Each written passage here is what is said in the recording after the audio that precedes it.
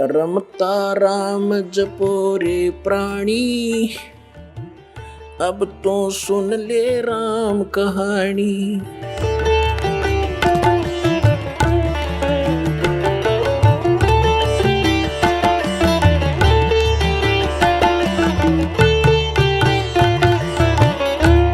परमात्मा क्या याद दिलाते हैं कि जाटी पूजे पीपल पूजे और सिर तुलसा के हो और दूध पूत में खैर राखिए, नो पूजू हो तो जांडी पूजे और पीपल में पानी चढ़ावे और फिर तुलसी माता ने पूजे। और उनको किस लिए पूज रही हूं कि मेरे दूध पूत में खैर रखिए। बता अकल देखो हमारी। ये हमारे धर्म गुरुओं की गाइडलाइन थी। हमारे को ये शास्त्र विदिता का मनमान्य साधना करवा के सारे भूत बनवा दिए। फिर क्या बताते हैं परमात्मा, जीवित बाप के लट्ठम लट्ठा और मुए गंग पुचैया, और जब आवे आसुज का महीना और वो कौवा बाप बनैया रे बोड़ी सी दुनिया। सतगुरु बिन कैसे सरिया। जैसे जीवित बाप के साथ तो खेचा तानी रखे नकम्मी आत्मा है, और मरने के बाद फिर उसकी गति के लिए चलेंगे कहाँ से। देखो पुण्यात्माओं, ये हमारे धर्म गुरु कहाँ से गति कराने लगते हैं मृत्यु के उपरांत। पहले तो यूं कहेंगे कि अस्थि उठाओ और गंगा में प्रवाह कराओ, इसकी गति हो जाएगी। अच्छा क्या करते हैं, एक व्यक्ति नाम ना लेवा था, उसकी पत्नी ने नाम ले रखा था। वैसे उसका अपनी पत्नी को मना नहीं करता था, ज्ञान से बहुत कुछ परिचित भी था, लेकिन उसके सामने एक बात आती कि मेरा पिताजी की मृत्यु होगी और मैं यदि गंगा में अस्थि नहीं डालकर आया तो फिर मेरी आत्मा नहीं मानेगी, तो मैं इसलिए नाम नहीं लूं। एक दिन वो बता रही थी उसकी पत्नी कि मेरे तायसरे की मृत्यु होगी, यानी उसके ताऊ की। और वो लेकर गए उसकी अस्थियों को गंगा घाट पे। वहां बैठे वो पांडे, और वहां इन्होंने अपने अक्षेत्र बांट रखे हैं कि ये मेरे क्षेत्र का, ये मेरे क्षेत्र का। जाते ही पूछ लेते कहाँ से आए जी, वो बता दिया जी ऐसे ऐसे सोनीपत से आए। अच्छा अच्छा आज तुम हमारे हो वो पकड़ ले गए। तो वहां जाकर उसने देखा, खोल कर पिछला सारा इतिहास बता देते हैं। तो क्या बोले वह न बोले, यजमान इब कद बहुत जन्माए रे तेरा गजब हो। अब उन्हों कह रही थी कि वो बतावा था उसका पति के मेरा माथा ठनक्या कि दुश्मन तेनू बाट देखा हम रोज मरा। इन्हों कहा इब कद बहुत जन्माए गति कराण। तो वो कहने लगा उसके बाद मेरा वहां से मन हट गया कि वो तो हमारी सारा दिन जो है ना ये कुसोण मनावे हैं। अपने आत्माओं गति करवा दी कि गंगा में अस्थि डलवा दी, होगी गति। फिर कहें 13वीं करो। 13वीं किस लिए कि गति कराने खातिर।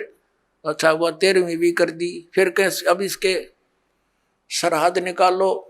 पहले प्रत्येक महीने किया करते, फिर छठे महीने और बड़ा व्यवस्था करते थे, और फिर 1 वर्ष के बाद वो कंप्लीशन होता था, उसका समापन करते थे। 1 साल में पूरे वर्ष लगे रहते थे गति कराने। और फिर क्या करते हैं परमात्मा कहते हैं, प्रेत शिला पैजा बिराजे पितरों पिंड भराई। फिर पिंड भरवा दो, पितरों की मुक्ति हो जाएगी। परमात्मा क्या कहते हैं, जीवित बाप के लट्ठम लट्ठा हर मुए गंग पुचैया, और जब आया आसुज का महीना कौवा बाप बनैया रे बोड़ी सी दुनिया। अब फिर आगे श्राद्ध के समय आसुज का महीना।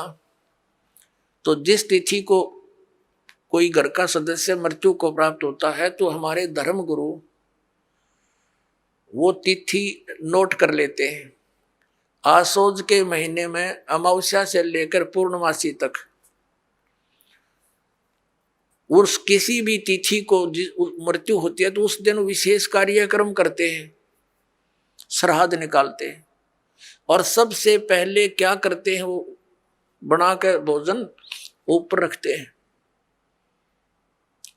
छत पे, और उसी समय कौवे आकर खा जाते हैं। तो वो क्या कहते हैं हमारे धर्मगुरु, देखो भोग लग गए तेरे पिताजी, हो सकता कौआ बन रहे हो। अरे भले आदमियों, गति करान लागे थे, कौआ बना के छोड़ दिया। ये है इनके साधन। अब परमात्मा कहते हैं प्रेत सला पैजा विराजे पितरो पिंड भराई, और बहुत सरहद खान कुआए काग बने कलमाई। आगे क्या बताते हैं, जय सतगुरु की संगत करते सकल कर्म कट जाई, अमरपुरी पर आसन होते जहां धूप ना छाई। अब क्या बताते हैं, जय सतगुरु की संगत करते, सतगुरु मिल जाते तो ये सारे कर्मों तो पीछा छूट जाता, ना श्राद्ध निकालने, ना भूत बनना, ना कौवे और पशु की योनियों में जाना। और फिर क्या होता, अमरपुरी पर, अमरपुरी जिस स्थान का कभी नाश ना हो, सतलोक सनातन परम धाम की प्राप्ति हो जा, जय सतगुरु मिल जा तो ये झंझट मिट जा सारे। और ये हमारे गुरुजी धर्म गुरु ने कहा श्राद्ध तो वैसे निकालना चाहिए, इन्हें तो हमारे कर्म बिगड़वाण का ठेका ले रखा था। पुण्यात्माओं, पवित्र हिंदू धर्म के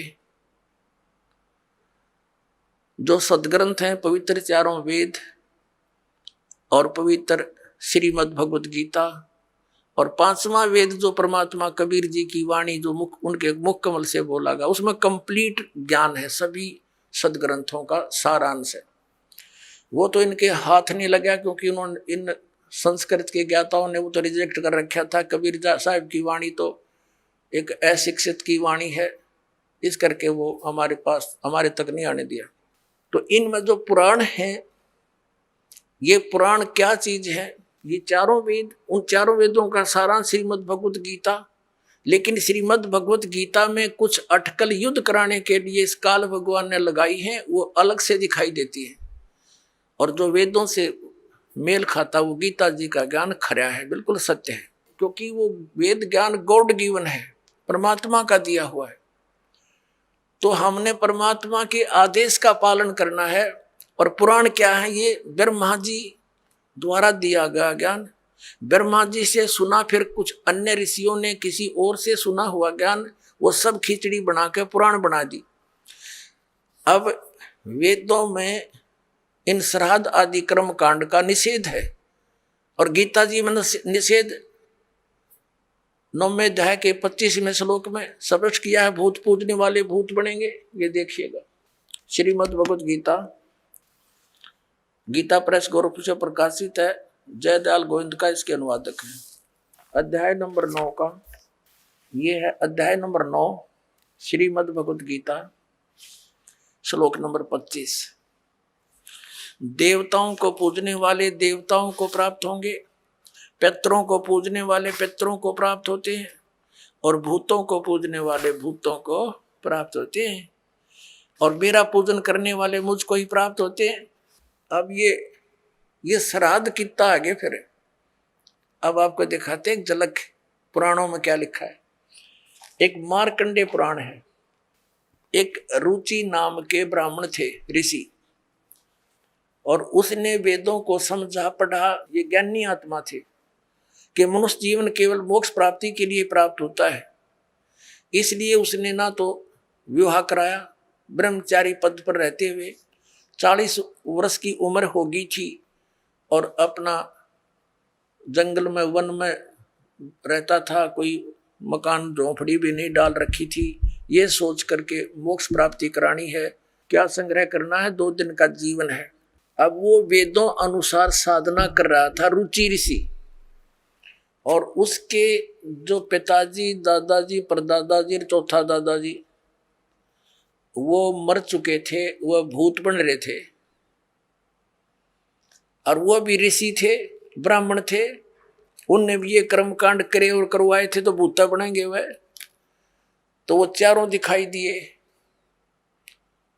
और कहा, बेटा तूने विवाह क्यों नहीं करवाया, विवाह करवा के तुम हमारा श्राद्ध करता है, और हमारी गति हो जाती। अब रुचि कहने लगा कि पितामहो, वेद में तो ये मना कर रखा है, ये श्राद्ध श्रुद्ध निकालना, ये कर्म कांड करना, ये तो मूर्खों का मार्ग है। और वो पितर भी कहते हैं बेटा है तो ऐसा ही, इसमें कोई संदेह नहीं, मिथ्या नहीं है, सच्चाई है। लेकिन हमारा क्या होगा, एक तुम बाढ़ में जाओ, थारा क्या होगा, आप मरे, अरे पुत्र ने और मरवाने के लिए तैयार करे। या देखो मार्कंडे पुराण, ये गीता प्रेस गोरखपुर से प्रकाशित है। गीता प्रेस गोरखपुर से प्रकाशित है।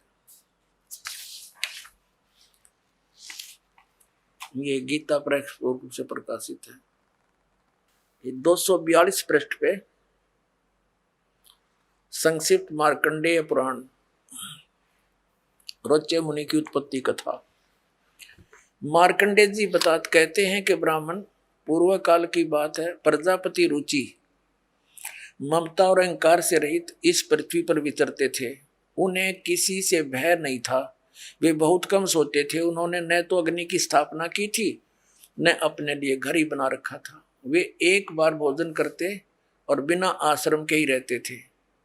उन्हें सब प्रकार की आसक्तियों से रहित एवं मुनिवर्ती में देख उनके पितरों ने उनसे कहा, ये देखिए ये चारों आगे भूत बन रहे, ये देखो, ये रुचि ऋषि है, ये इनके पहले बने हुए वो पंडित जी सारे भूत पूज का भूत बन गए। अब ये दिख गए इसने सारे इकट्ठे।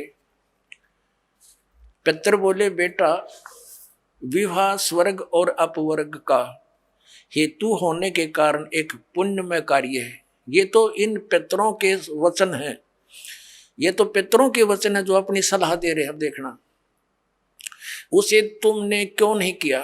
ग्रस्त पुरुष समस्त देवताओं, पितरों, ऋषियों और अतिथियों की पूजा करके पुण्यमय लोकों को प्राप्त करता है। वह सभा के उच्चारण से देवताओं को, शब्द से पितरों को तथा अन्नदान, बलि, वैष्णदेव आदि से भूत आदि प्राणियों एवं अतिथियों को उनका भाग समर्पित करता है। बेटा, हम ऐसा मानते हैं कि गृहस्थ आश्रम को स्वीकार न करने पर तुम्हें इस जीवन में कलेश पर कलेश उठाना पड़ेगा तथा मृत्यु के बाद और दूसरे जन्म में भी कलेश ही भोगना पड़ेगा। रुचि ने कहा, पितरगण, परिग्रह मात्र ही अत्यंत दुख एवं पाप का कारण होता है तथा उसे मनुष्य की अधोगति होती है, उससे मनुष्य की अधोगति होती है। यही सोचकर मैंने पहले क्षत्रिय संग्रह नहीं किया।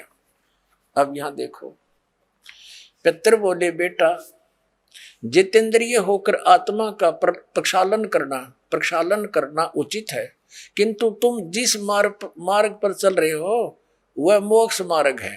बता, इसने तो घटिया मान रहे मोक्ष मार्ग ने कि तुम जो कर्म कर रहे हो, जिस मार्ग पर चले तो मोक्ष मार्ग है। अरे हम बतावांगे पितृवृंद का मार्ग। देखिए, रुचि ने पूछा, पितामहो, वेद में कर्म मार्ग को अविद्या कहा गया है।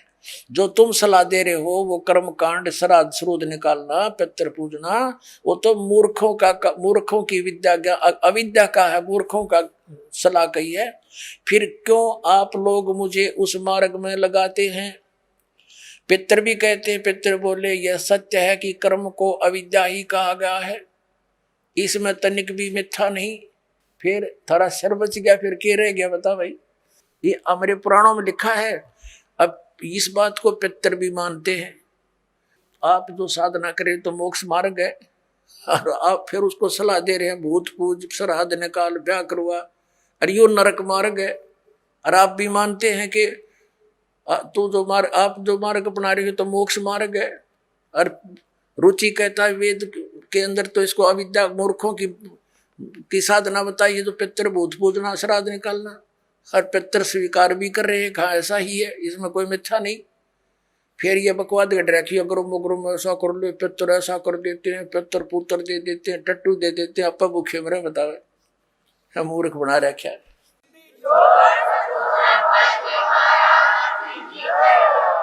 आप सुन रहे थे जगत गुरु तत्वदर्शी संत रामपाल जी महाराज जी के मंगल प्रवचन। अधिक जानकारी के लिए विजिट कीजिए हमारी वेबसाइट www.jagatgururampalji.org।